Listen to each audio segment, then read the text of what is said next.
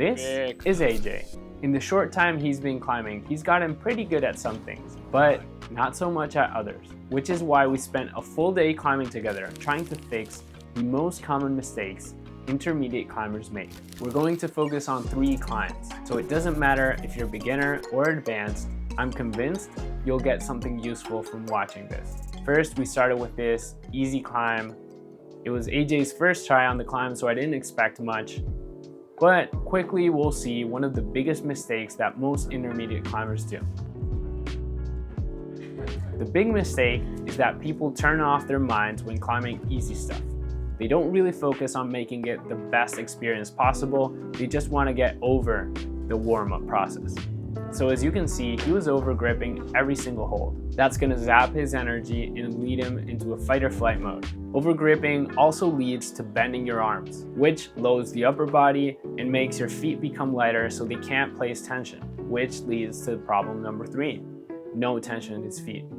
You can see he's cutting loose, and those cut looses are making him take really big swings he doesn't really need to take. But now on try 2, he was paying a lot more attention on how he was climbing. You can see even if he's making some mistakes, it is much cleaner than before. Let's compare both. Yeah, really push the foot. I think it's important to see how much a little bit of focus changes everything. It's not like he learned a new technique. Come on. He was doing all the things Really he already knew. He was just paying a lot more attention to it. Nice, nice, nice.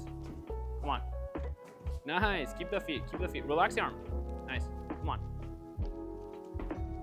It's okay. Relax the arms. Relax the arms. Come on. Relaxed. It's okay. It's okay. Relax now again. Now that you have the hold. I'm sure if we did this climb 2 more times, he would have made it perfect. By the way, AJ is one of my first subscribers, and I met him for the first time 1 week before we made this video. Not only does AJ have his own YouTube channel where he filmed his own perspective of this session, but he's also helping me edit some of the videos on the channel. So shout out to AJ. Now we move to this green with blue tape. Here at B-Pump it's V3, but from talking to a lot of American customers, they usually feel this is around V6 at their gym. Come on, right foot. Nice. Come on, come on. Nice, come on. Now hold it in. Nice, come on. Nice, come on. It's okay. It's okay. What I think is a big mistake that intermediate climbers do in medium climbs is that usually intermediate climbers get the easy climbs even though if it's not pretty. And usually they work their butt off on hard climbs to make it perfect. But medium climbs is where most climbers don't pay enough attention to get it in just a few tries, even though they have the capacity to execute it. Let me show you just one small adjustment, which is a foot placement. You're here, right? Yeah. And here you you have the foot, you kind of stop the swing.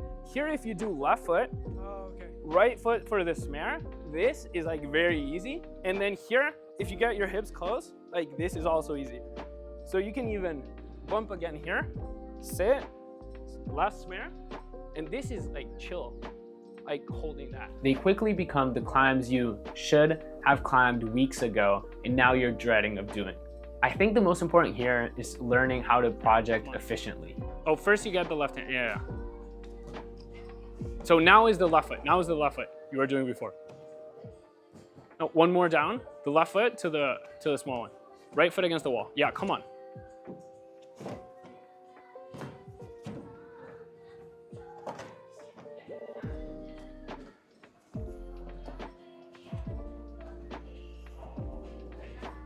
I think that was a little burly. It was a what? It was a little burly. Like it looked like it was tiring. More tiring than you could make it. So I have a 3-step process for stuff like this. First, learn all the individual moves. Usually intermediate climbers can do the individual moves but not tie it together. Nice, come on. Left, foot, right, bump. Nice, much better.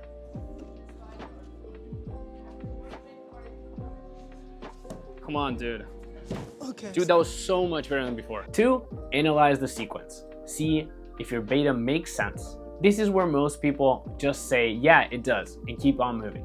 But no, go back, look at your climbing. Can you replicate the moves you're doing on the top, for example, if you're tired?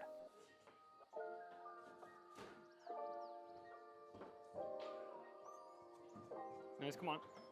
Oh, Right foot. I forgot the right foot. Yeah, yeah. And there you have two options. Do you want to change the beta or do you want to refine it? Here with AJ, we saw that it was a pretty simple beta. There wasn't much about it. It was just making each move better than the last time. Another big tip on this is not wasting time or energy on moves that feel 100% certain. I know this is not as easy as it sounds because most people think, yeah, it's 100% certain, and then they learn a new move, or the other way around. But this is a skill that's going to take time. You're going to get better at it. And step number 3, look at the different points you have on the climb. Come on, right foot. Nice, nice. Come on, keep the tension. Let's come on. If you break AJ. it into 2 sections, let's say the crux is in the middle. After that, is it all easy climbing? Come on. If it is, you know you Nice, can come on. relax after you take the next hold after the crux. Come on. You're okay, you're okay. Nice. Okay. It's really important to Good. find rest, Got it. even if it's a mental one, even if it's just one shake of the hand or realigning your hips over your foot. Taking a breath can make your mind calm down a ton and not go for the desperate, I want a top move.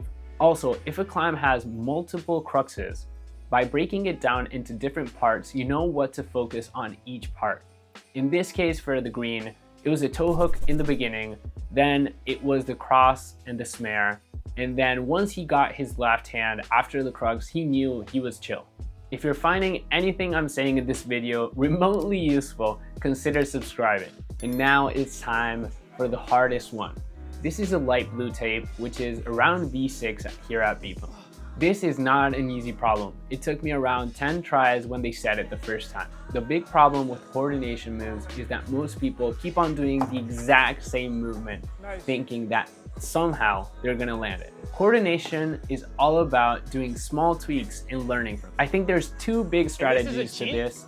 The first What? one is learn the feeling. I know this sounds very weird, but if you can get into the receiving position and kind of understand where your body has to be for that move to be possible, now you suddenly know Nice. what to aim for.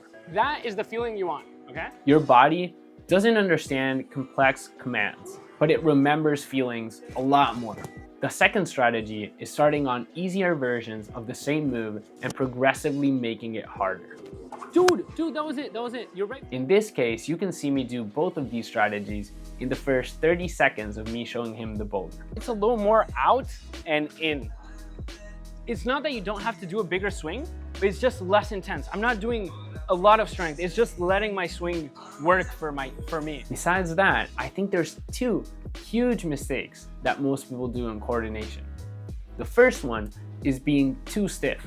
You can see me kind of struggle in this starting position. Even though it looks like a jug, it's in a pretty weird angle, and you're jumping backwards, which is kind of unnatural. But we have to learn how to relax in this position. If you're uncomfortable, you can't really jump in the position you want to. And then the other big mistake is that most climbers always jump with 100% of what they have. If you jump with all the might you have, you're gonna overshoot it and you have no control in the air. It's hard to say because every problem is different, but usually I feel that problems need between 50 and 80% of intensity. I always like to reward people that stay until the end of the video. So here is a bonus tip which arguably is more important than everything I said in this video. Even though AJ didn't manage to send every single boulder problem he tried today, we were constantly talking about the small tweaks he should pay attention to in the future. He learned a ton about what to aim for during a session, and by the end of it, wasn't thinking much about his sending grade, but more about climbing better in all climbs.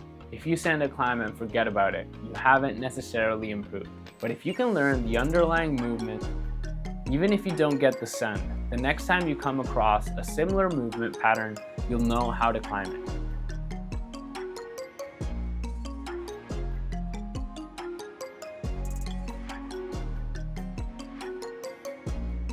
If you want to learn more, then check out my bouldering technique playlist right here, where you'll find a ton of stuff to improve your climbing.